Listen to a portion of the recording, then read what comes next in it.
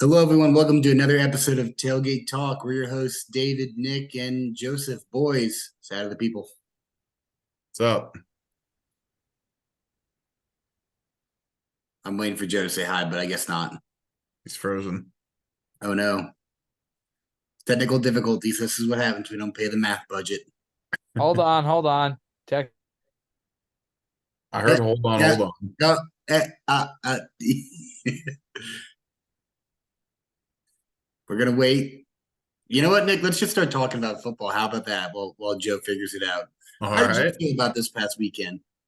A lot of the slate going into the week was a little boring, but we had some good games come out of it. Had some important results. Unfortunately, some big landscape altering injuries, but we'll get into that in a little bit. But it was another week of college football. It was a fun week. Oh, Now now we we got got two Joe. Joes. I have okay. So my internet went down there for a second. There we go. Okay, now we're back. All right, sorry. Hello, everybody. All right, Incredible. now we can start the podcast. So All with right. that, you know what? We already lost some time. Let's just jump into it. Nick, you want to get us started off with some winners and some losers? Yep. Give me 1 second. Here we go. All right. My winner, Heisman hopefuls, mainly Michael Penix Jr., Bo Nix, and Jaden Daniels. They played so well this week. I don't know. My video is now messed up. Hold on. Okay. Oh, here we go. All right. This is just great week so far. Great start, boys. Great start. Rebound. Basically, all three played great. All three kind of cemented themselves as the cream of the crop, the top players of the week. I think that it's going to come down to me personally. I think Jaden Daniels deserves it, but I think it's going to come down to the winner of the Pac-12 championship game. So, not to take away from anybody's play this week, they all played amazingly. It was just great football to watch. My loser going to be Auburn. Bring back the paper bags over the head and the Auburn logo upside down. They paid a school close to $2 million to come beat them this week. And the last time that a team was 21-point dogs and then beat a team by 21 was also New Mexico State, and it was also against a Hugh Freeze-led Liberty last year. So you know what? Maybe Hugh Freeze, stop scheduling the Aggies. They're the best Aggies in the NCAA right now. So New Mexico State, congrats. Auburn, what are you doing? And now nothing better than after losing embarrassingly at home than to go play Alabama, who's on another level right now. So just a great end of the season for Auburn.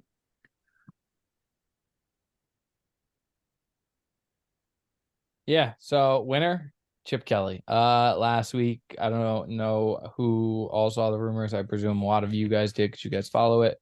But the rumor was that Chip Kelly was out at UCLA, that they were going to fire him by the end of the week, if not sooner, and that he was done. He was cooked. He was toast. What have you? No matter which way you want to put it, he was done.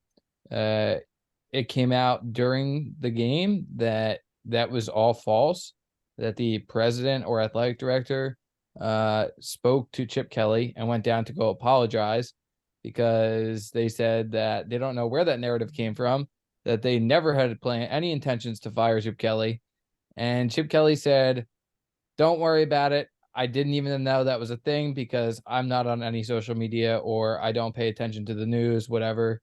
So Chip Kelly, he is making UCLA relevant. He will continue to do that into the Big Ten. I'm happy he's still the coach there. As my uncle, maybe he can buy me a nice Christmas gift this year, and I'm excited to see what he's going to do there. But winner, Chip Kelly. Loser, I feel like I didn't look at your guys' winners and losers in the chat, but I feel like this is like a commonality between all of us. In fact, I texted the chat as soon as that play ended, and I was like, holy F, the sky is falling. Jordan Travis just had a tremendous injury. Like, there's so many angles to this loser this week that I don't even know where to begin. Like, first, okay, yeah, Jordan Travis, like, prayers up. That stinks. Like, that's awful. You never want to see that happen to anybody, right? You learn from a young age, even if like it's Clemson versus UNC, you don't root for injuries. It's just bad luck on your team, your end. He got hurt, and he was a major player on that offense. He was something that made them tick. He was something that made them go. And then the repercussions, like the loser part came from the repercussions. Now Florida State got jumped by a Pac-12 team that hasn't looked good the past few weeks. And there's a chance that I've been talking about it week after week after week, that when this thing comes down to it and there's 6 good teams that are all undefeated or all have a reason to be in the playoffs, the committee, I hope they don't, but the committee might turn around and say, well, you lost your starting quarterback, so your team's not as interesting as a Washington that's undefeated, that, has had some close calls. So my loser is Florida State and Jordan Travis. Obviously, prayers up. Hope he gets better. Hope Florida State still makes it, but they got to take care of their own business first. So Prayers up to Jordan Travis. You never want to see someone get hurt. no, that was awful too. That was like and I saw it today. He's never playing football in a Florida State uniform again, which, as a college football podcaster, right, which is what we do here, media personality, right? Like, that's never something that you want to hear. Like, you want to see those guys play, because when you get to the NFL, you don't know what comes of it. So prayers up. Hopefully he gets a speedy recovery, full recovery. Hopefully he can play again at the next level. Like Joe said, you never want to see it happen. You never want to ever have to deal with it. All we can do now is just hope that he's in the right hands and that he comes back stronger than ever. Right. Yeah, just hopefully he can rebound to be able to make it in the NFL, because the guy deserves a shot there. Just 100%. Again, prayers up. Hope he has a good, solid recovery and is able to retain that form. And last note before you get to your winner, Dave, is like, he saw this whole Florida State experiment through. Like, he was there. I think he's a senior now, or at least he's a junior. Like, I feel like he's been playing for a decade. I feel like he's been side by side with their coach. Like, he's seen ups, or he's seen downs, and he was finally starting to see the ups. It's a shame it won't pay off. Yeah. All right, we ready? Yep, go ahead. Yeah, I'm good. All right, for me, the winner has to be Nate Wiggins. Man made some money this past weekend, going up against Tez Walker. First off, he has that forced fumble that changed the entire landscape of the game. I mean, if Hampton gets in there, that's a 14-point lead for UNC. Ends up going out the end zone. Clemson gets the ball and goes down and scores. So that's a 14-point swing right there. Complete game changer in that. Dude never gave up on that play. Want to give him all the props in the world. Just please start, running to your tutor like that. That's all I ask. So you can maintain your starting spot in Dabo's good graces. So he had that forced fumble, 7 tackles, that pass deflection, and then that interception to seal the game in the end. Nate Wiggins had himself a game. He's been Clemson's best corner the entire year. Really showing he's a lockdown guy. Whatever Mike Reed's doing over at Clemson's secondary, keep doing it, because you're seeing time after time these guys like AJ Terrell, Mackenzie Alexander, Trayvon Mullen, Andrew Booth Jr. I can't even think of all of them, because they're just too. It's year after year, the amount of guys that are coming out. Like Avion Terrell is looking like he's going to be really good, but I'm giving Nate Wiggins his props. That this man had made himself some money with how he played against UNC. Start small. Go ahead. It starts small, and like we talked about in the beginning of the season, right? It's all about culture. It's all about rebuilding that culture to get where you want to be. It starts with one group. If they can show that they're the leaders and the alpha males in the locker room, they can set the culture how they want it to be. And I feel like the Clemson young guys have been starting to set that culture for the future. So very exciting for you guys. 100%. I mean, think about this. So last year, the Wake Forest game, Nate Wiggins had probably his worst game ever. Took my Wake Forest was going up and down the field. scoring points. That was a turning point for him. And since then, he's been just steadfast in perfecting his craft, getting better and better each week. And I just want to give him all the props in the world for the work that he's put in and how reliable he's become. And I can't wait to see what he does next. You took it right out of my mouth. I was about to bring up how he's come a long way from that Wake Forest game where they just kept picking on him, and he finally got that stop at the end of the game. Now he's the guy that you don't want to throw to. And Tez Walker's one hell of a receiver, so the fact that he locked him down is really something special. So my loser is Big Ten championship points. Guess what, boys? Iowa has secured their spot in the Big Ten championship game. We're picking that under. I don't care what it is. I hope it's low. But here we go. This is what I've been dreaming on the entire season. I cannot wait to see Iowa put up 0 points, but hold Ohio State or Michigan to like 17 and slam that under. Look, I know it's a meme, but oh my God, we're gonna have to be subjected to this again. Yep. You're lucky my camera isn't working. Oh my God. This guy embodies me and Nick every week. Literally, I'm rolling my eyes so hard. Whatever. I don't even want to talk about it anymore. You good? Anything else you want to get out? Nope, I'm good. Standings recap. David, I'm mad at you. You played a joke on me. You said we all went 3-1. I did not. Jerk. So David's now tied me for last place. Joe's running away with it. That's painful. But hey, Nick, we're above 500. That's all that matters. Yeah, exactly. This podium is wrong. You guys, 2 and 3 is actually equal. So we need to run an audit on your picks though, because you picked to pick them this week with a 9-point spread. That's not the rule. But I digress. We'll get into it. We'll get into it. I feel like you should get half a point. Anyway, I think that makes 0 difference at this point. Locks, we're doing it. I'm right. I know ball. Georgia is going to keep rolling over all these inferior opponents. Saw Georgia Tech up close and personal. They suck. Especially their offense. I think Georgia's defense is arguably better than Clemson's. I don't think Kirby is going to let up in good old, clean, old-fashioned hate. So this game is going to be a blowout. Give me the Dogs. Give me them by 50. I think they kill the Little Hornets down there. Yeah, just one thing on this game. Like, it doesn't matter. It does not matter what happens in that Ohio State-Michigan game, because somebody is going to get absolutely slaughtered by a team that's on a 30-game win streak and in the last like three years. So Georgia's just going to sit there and wait, and they're just going to pounce on their prey. It feels inevitable at this point. Georgia, it's just going to be Georgia. But yeah, it's inevitable. I digress. I know ball. I called that they were going to start with Ole Miss and start steamrolling everybody again. So credit to me. Joe. Yeah, winner, go Rebs. I picked against Mississippi State last week. Frank Gore, in fact, did not have 4 touchdowns and did not secure the win for me. But in a rivalry game, in rivalry weekend, I'm going to take the Ole Miss Rebels -11 over Mississippi State. I still think that they were a bottom 25 team in the NCAA football Division I standings. They're terrible. They're awful. Their coach died. It's a shame. They just fired their head coach 2 weeks ago.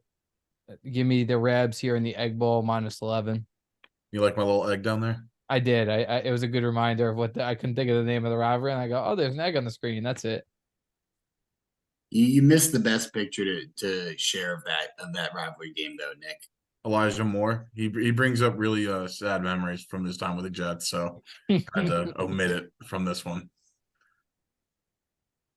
For me, I'm picking Oregon over Oregon State.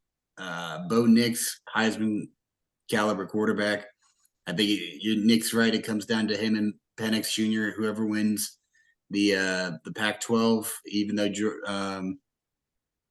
LSU's quarterback has been Jane Daniels. Yeah, Jane Daniels. Brain just going blank today, but Jane Daniels has been phenomenal. I just think the Ducks have too much firepower. I hope that Oregon State can keep it somewhat close, but I just don't see 2 touchdowns is easily what Oregon's going to win by.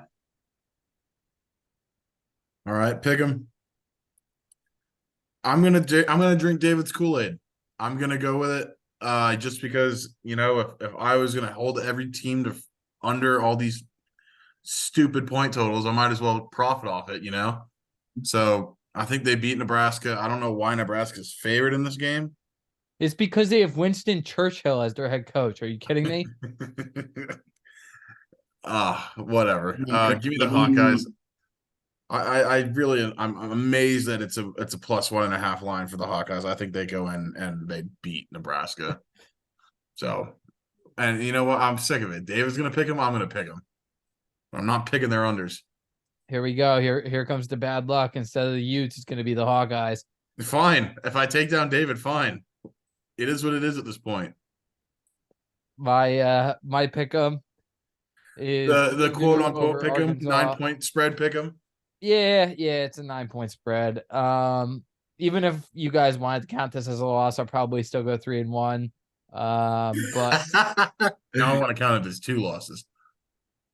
well, that's a little bit much. I'll still be ahead though. I think Mizzou is one of the better teams in this country. I think they just got slapped by a very, very good Georgia team.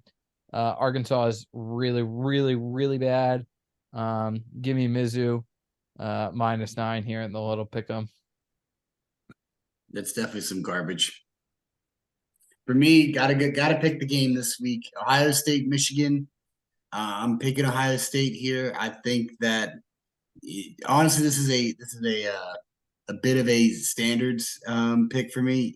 Michigan is doing some things. Whether you believe it or not, I believe it. I think that they absolutely towed that line and crossed it. And I think that there's going to be repercussions at the end of the year, but I don't want them at all anywhere near the CFP. So hurts me to say this, but I'm picking Ohio State over Michigan here. I couldn't pick it. It's a very, very good pick, but I couldn't pick it. I hope both teams lose. Yeah, same. And rest in peace. The Dark Knight movie with Bane. That's what we want to happen to the stadium, is what Nick's saying. I don't know if I don't go that far, but whatever floats your boat there, bucko. Also, Michigan, just one little note. Michigan did not cruise last week. I think, but the thing is, Michigan did it last year. They sucked the week before, and then they came out and kicked the crap out of them. Yeah, but now they don't have Connor Stallions, and they just fired the guy who tried to cover everything up for Connor Stallions and Uncle T, whoever the hell that is. Of course they have Connor Stallions. Look, he's up in the upper right corner. He's looking at them from above. Somebody needs to put a little halo around that head of his. Next week. Ran out of money in the budget today. Yikes. Don't worry. It comes back later. Don't worry. All right. Upsets. I'm surprised Northwestern's a dog to Illinois. Northwestern's a good team this year, which is crazy to say after everything that happened in the offseason with Pat Fitzgerald and the bullying stuff, hazing, whatever you want to call it. But they're bowl eligible. They're going to a bowl. I think they won 1 game last year, and it wasn't even on American soil. Yeah, it was against Nebraska and Ireland. Yeah, what a turnaround for the Wildcats. I think they keep it rolling. I don't think Illinois is very good. Again, I'm just surprised that Northwestern's a dog by this much on the road. So give me Northwestern. I think they pull it off, continue the dream season of 7 wins, and call it a day. Yeah, for me, I'm gonna try and strike the iron while it's hot here. I wasn't really comfortable with this pick, but this is like the best one that I could find. I don't know anything about Florida State's backup quarterback. All I know is that he's 6. Yeah, and I know he's 6'4". I know he's a big dude. But let's see if the Florida Gators can do something here. It's a play. I don't know. I'd like to throw some money on it, see what happens. Florida 6.5 over Florida State is my upset pick. I will say I was inches away from making this my pick, but I got scared because I don't trust Billy Napier. Well, that's the thing. Like Billy Napier, he loses the games that you expect him to win, and then he'll win the games you expect him to lose. So I'm kind of hoping that he follows that trend here, because Florida State is still a very good team. So a lot of people don't expect them to win, which is kind of why I'm taking this pick. When everyone's expecting them, when everyone zigs, you zag. You know what I mean? So that's why I'm taking the Gators 6.5 here. And it is former Furman legend Billy Napier we're talking about here. Just want to throw that out. Shout out. That's right. That's right. Rolled ins. Even though they lost to Wofford this week, but we're back for the playoffs. 7 overall seed. We got this. By the way, quick shout out. Remind me, I have a quick shout out at the end of the podcast. All right, David. For me, again, trying to find something that I felt like I could have some kind of decent spread. Eastern Michigan over Buffalo. I don't know why I'm just getting a feeling. I mean, look at that turf. It's gray. That's pretty cool. I had to include the gray black? field. Had to. So just for the gray turf, Eastern Michigan over Buffalo. Book it. All right. Favorite sector or segment of the podcast, the over-unders. It's not even a question, but I am going with Oregon State. I think Oregon can put up 60 by themselves. And Oregon State was a top 10 team last week, played Washington really well.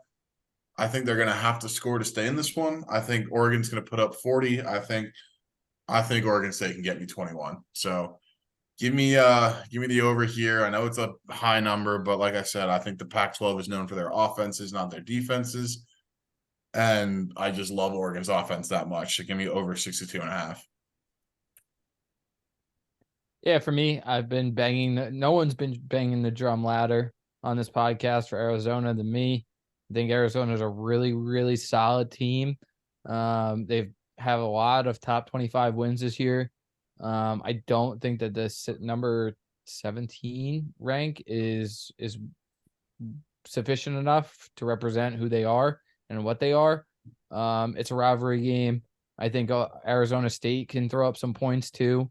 So give me the over 51. It's a little bit lower than the Nick's number, but we all know that I'm not David, and we all know that I'm gonna take the over. So give me a rivalry game. Believe in Arizona. Believe they put up more points, but I think it's a rivalry game, so I think Arizona State's gonna try and compete as well.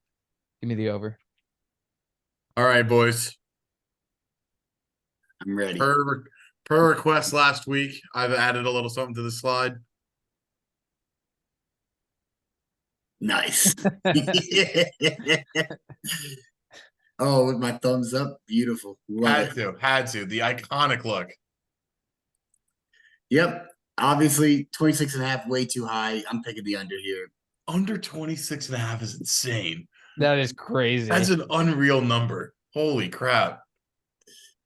I mean, and the craziest thing, they're gonna hit it. They're gonna hit it. Yeah. They barely would have gotten over it this past week against Illinois.